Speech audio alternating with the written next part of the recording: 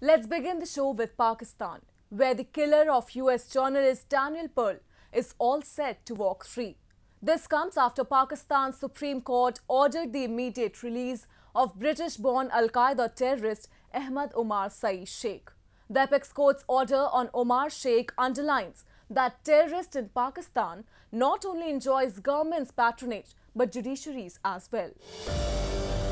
Daniel Pearl's life ended in the most violent way at the hands of terrorists who filmed the journalist's beheading and sent a video to the US consulate in Pakistan. 3 of the brutal criminals responsible for the incident were sentenced to life in prison, and the main culprit Ahmad Omar Saeed Sheikh was sentenced to death. But almost 20 years on, the story is far from done. A panel of 3 judges of Pakistan's Supreme Court recently ordered the release of Saeed Sheikh.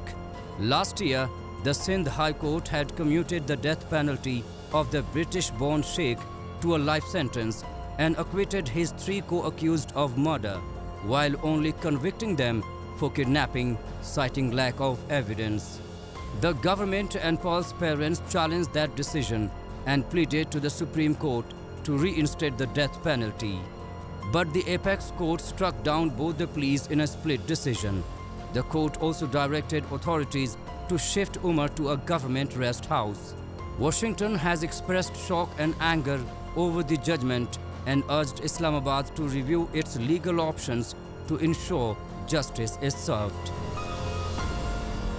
The United States is outraged by the Pakistani Supreme Court's decision to affirm the acquittals of those responsible for Wall Street Journal reporter Daniel Pearl's kidnapping and brutal murder, which shocked the world's conscience in 2002.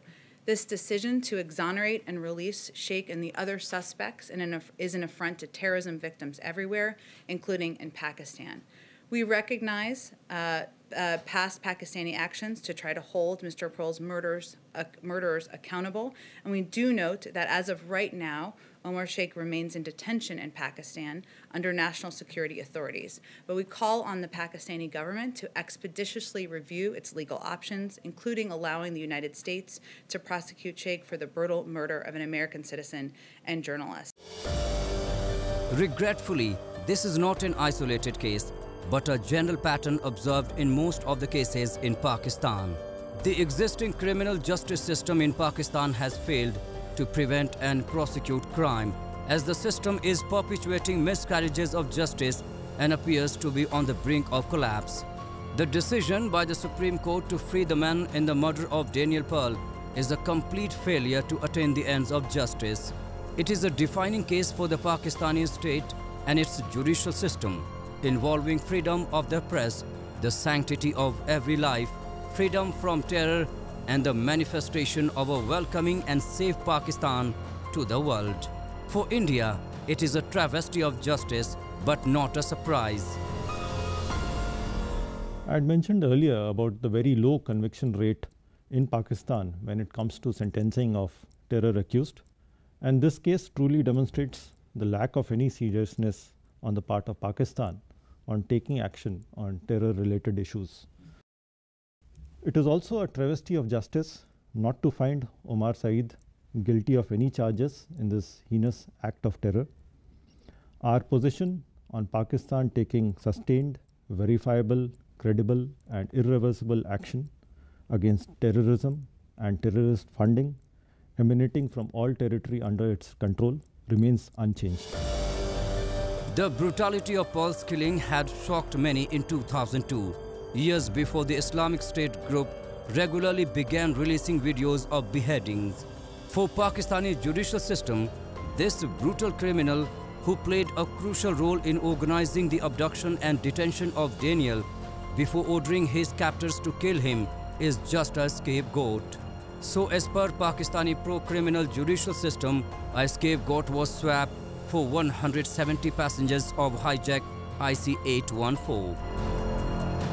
These kind of terrorists are set free because they are Pakistan Army's assets. They are creations of Pakistan Army. Sheikh Umar, a British national who committed so many terrorist activities in Pakistan, and notably he killed Wall Street Journal journalist Daniel Pearl.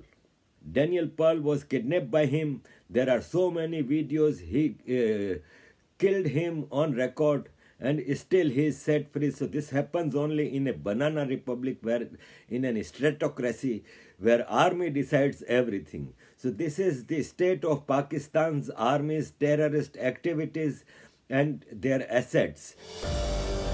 Pakistan's criminal justice system has long been blamed for failing to deliver justice, and this verdict is an indictment of mockery that exists in the country in the name of the judicial system. Now this case seems certain to test the new US administration's ability in dealing with Pakistan, considered a key ally in getting peace in neighboring Afghanistan.